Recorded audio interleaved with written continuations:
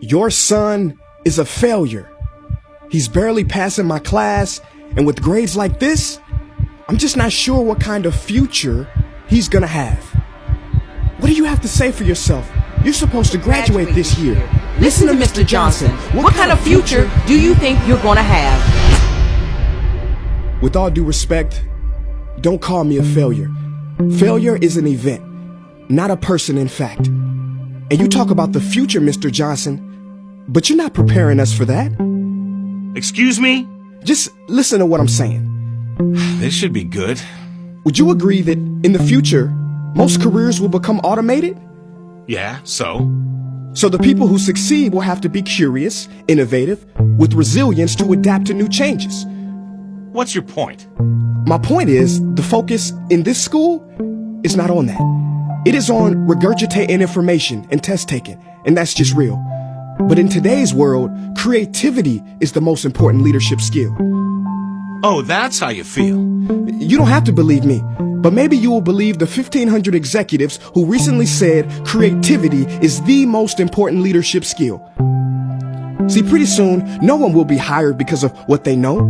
Because who cares what you know or if you've memorized a fact? We've got Google and Siri for that.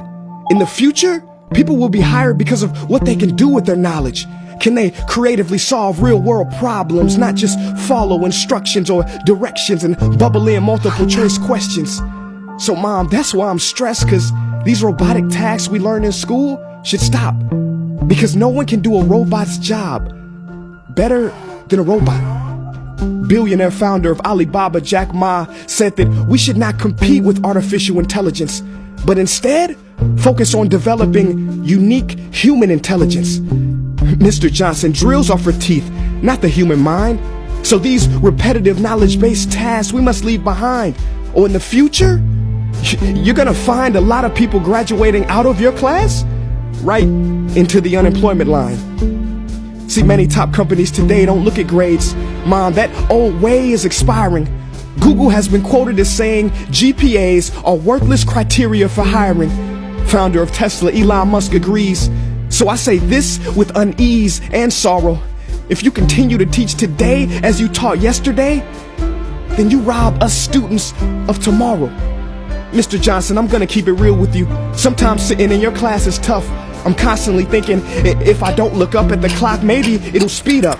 So I listen to you do my work and pay attention, feeling like an hour had to have gone by.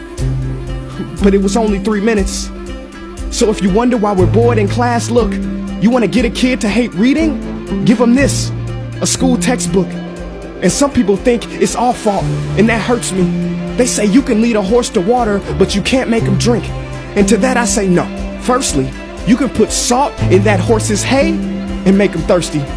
And if you bring joy in your classroom, you can make any bad student nerdy. As he or she discovers the beauty of truly learning. Mr. Johnson, I mean no disrespect. You have the most important job on this planet. You build, create, and save lives. But if you really care about my future, like you say, then you have to fully commit and ask yourself honestly, how do I prepare a child for a future that doesn't yet exist? Here's a hint. The answer is not found in this. It's using this and this. See, in the future, we will need more passion and compassion. People with inspired hearts and wisdom to uplift this planet. And Mom, I love you, but can I be real? Go ahead. You want to know one of the biggest factors for childhood success? It's not IQ. It's family meals. And we haven't had one of those in a while. See, I know sometimes you don't feel proud, because I may not be a straight A student, but I'm not stupid. These tests may be 70% of my grade, but they're 0% of my future. But don't worry, I'll pass this class and get through this. But I need you to give me the space I need to be me and live true. Because the best feeling in the world is that your own parents get you. There's a passage in a book called The Prophet by Khalil Gibran. And if you don't mind, I'd love to share it with you. Go ahead. See, he says, your children are not your children. They are the sons and daughters of life longing for itself.